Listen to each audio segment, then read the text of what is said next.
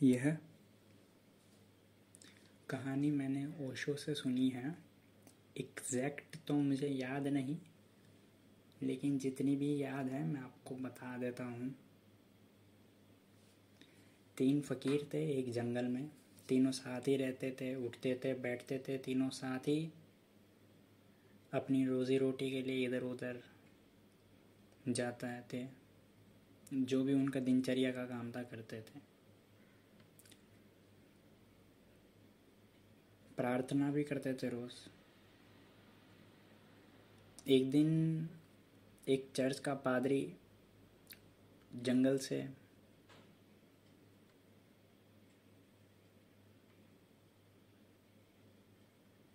जंगल में आया तो उसकी नज़र में ये 3 फकीर आ गए प्रार्थना करते हुए। तो तीनों फकीर प्रार्थना कर रहे थे अपनी। तो पादरी ने सुनी उनकी प्रार्थना कैसे करते हैं।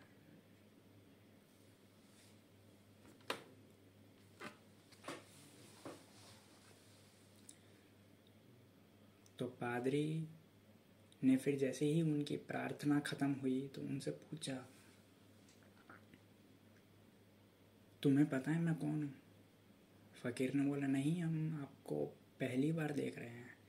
हाँ, ये तो जंगल है, यहाँ पे कोई आता जाता भी नहीं रोज़। तो हम तीनों के अलावा कोई चौथा मनुष्य ज़्यादातर आम तौर से दिखता भी नहीं है। ज़्यादा से ज़्यादा जंगली जानवर दिख जाते हैं रोज़, लेकिन मनुष्य कम ही दिखता है, जंगल है ना। तो आपको हम पहली बार देख रहे हैं। तो उसने बोला, मैं एक चर्च का पादरी हूँ। अब वो तीनों घबरा गए।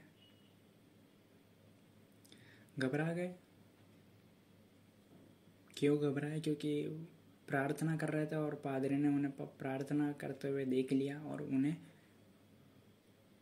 ढंग से प्रार्थना आती नहीं थी जो चर्च में की जाती है।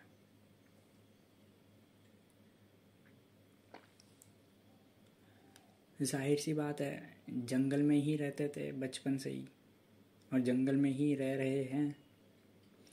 जंगल में ना कोई विद्यालय था पढ़ने के लिए, अनपढ़ भी थे, इसलिए बेपढ़े लिखे थे। ढंग से भाषा भी नहीं बोल पाते हैं क्योंकि सभ्य समाज में रहे नहीं, जंगल में ही रहे हैं। कोई शहर में या गांव में रहे नहीं, जंगल में ही रहे हैं। ढंग से भाषा भी नहीं बोल पाते थे। केवल उतनी ही भाषा बोल पाते थे, उतने ही शब्द बोल पाते थे जिनसे बस काम चल जाता था। तो पादरी बड़ा हैरान हुआ उनकी प्रार्थना सुनकर। पादरी ने बोला, ऐसे कैसे प्रार्थना करते हो? तुमने तो बिल्कुल भी ढंग से प्रार्थना नहीं कही। यहाँ तक कि प्रार्थना में जो भी शब्द बोला जाता है केवल परमेश्वर के अलावा छोड़कर सारे शब्द तुमने बोले ही नहीं, सिर्फ अपनी ही प्रार्थना है तुम्हारी। तो उस पादरी ने फिर सिखाई प्रार्थना। ये शब्द बोला जाता है पहले, इसके बाद ये वाक्य बोला जाता है, फिर हाथ इस तरह से जोड़े जाते हैं, ऐसे झुका जाता है, ये बोलने के बाद ये झुकना पड़ता है, ऐसे करना पड़ता है। पादरी ने उनको लगातार 3 बार दोहराया प्रार्थना और उनसे बोला कि एक बार तुम मेरे सामने 3 बार प्रार्थना करो। 3 बार क्यों बोला? क्योंकि कभी कभी मनुष्य क्या होता है कि पहली बारी में जब करता है तो सोते सोते में करता है, तो इतना ध्यान नहीं देता। दूसरी बारी में करता है तब थोड़ा कम सोया हुआ होता है, थोड़ा ज़्यादा जागा हुआ होता है, तब थोड़ा और ज़्यादा याद में रहता है। जब तीसरी बार करता है तब सब और ज़्यादा याद में रहता है और कम सोया हुआ रहता है, कॉन्शियस रहता है, सचेत रहता है। इसलिए पादरी ने 3 बार करने को बोला। फिर पादरी ने बोला कि अब से ऐसे ही करना। तो उन तीनों फकीर ने फिर धन्यवाद बोल दिया पादरी को और फिर पादरी अपनी नौका में बैठे और फिर रवाना हो गए गिरजाघर की तरफ। नौका जैसे ही 40-50 मीटर की दूरी पर आ गई थी तट से,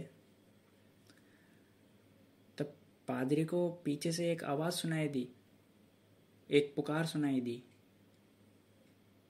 तो जाहिर सी बात है पीछे कोई पुकार रहा होगा, तो पादरी ने पीछे मुड़कर देखा। पादरी ने जब पीछे मुड़कर देखा तब पादरी हैरान हो गया। उसने देखा कि तीनों फकीर उसकी तरफ दौड़ते हुए आ रहे हैं, और फकीर किसी नौका में नहीं आ रहे हैं। फकीर अपने पैरों पर ही दौड़ते हुए आ रहे हैं पानी के ऊपर। वापस सुनिए, तीनों फकीर बिना किसी नौका के केवल अपने पैर के बलबूते पर पानी के ऊपर दौड़ते हुए आ रहे हैं उस पादरी की नौका के पास। वो पादरी देखकर हैरान हुआ। फकीर आते ही बोले, तीनों फकीर चिंतित थे। तो एक फकीर बोला कि हम तीनों में लड़ाई हो गई है। ये बोलता है कि ये शब्द बोलना चाहिए था, मैं बोलता हूँ नहीं ये शब्द नहीं था, वो शब्द बोल, दूसरा शब्द बोलना था यहाँ पर।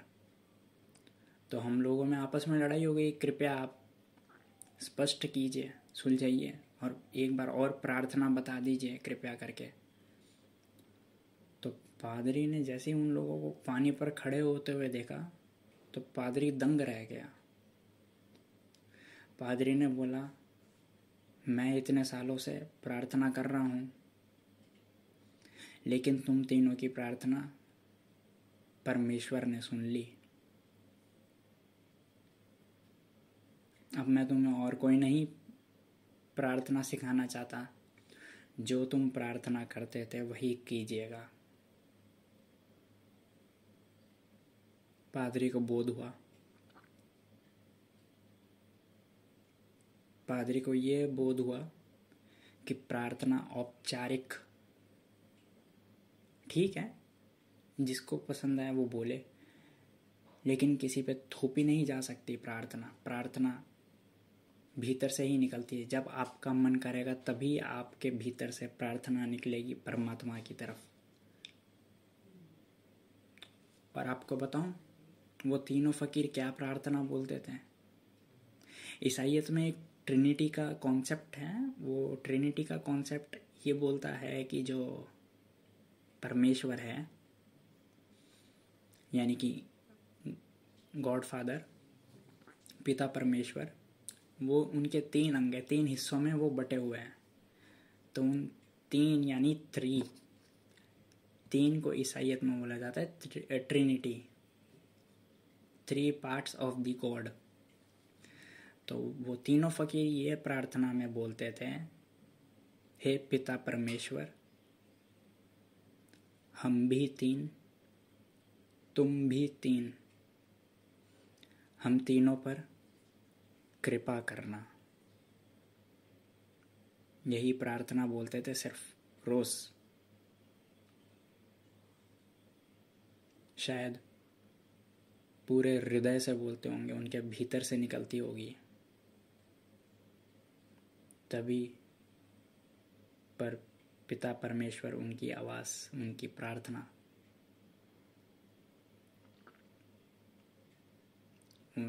सुन लेते होंगे।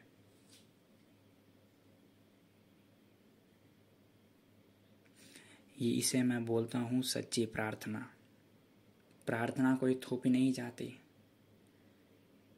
मेरा एक दोस्त था, तब मुसलमान दोस्त था, तब उसके घर से रोज़ जोर ज़बरदस्ती उसे बोल बोल कर, चिल्ला चिल्ला कर उसे मस्जिद भेजा जाता था और बोला जाता था नमाज पढ़। खैर ये तो मैं एक उदाहरण दे रहा हूँ, ऐसा ही हर धर्म में होता है। जैनों में छोटी छोटी उम्र में उपवास ज़बरदस्ती रखवा देते हैं। भले ही भूख लगती है, बच्चा रोता है मुझे भूख लग रही है खाना दो, तो भी उपवास रखवाते हैं।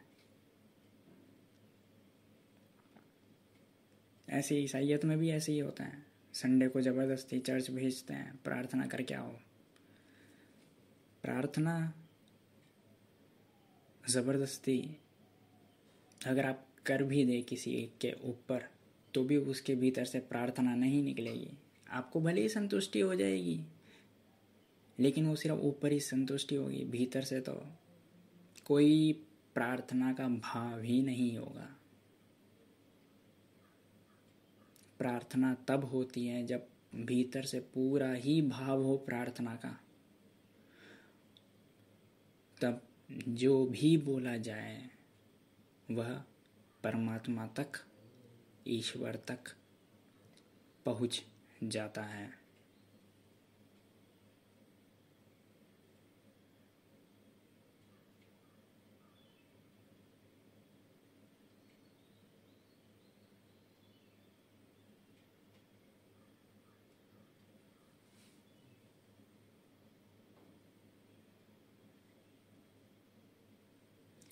सब्सक्राइब करें अगर ये चलचित्र मददगार साबित हुई हो तो, और शेयर करें यह वीडियो।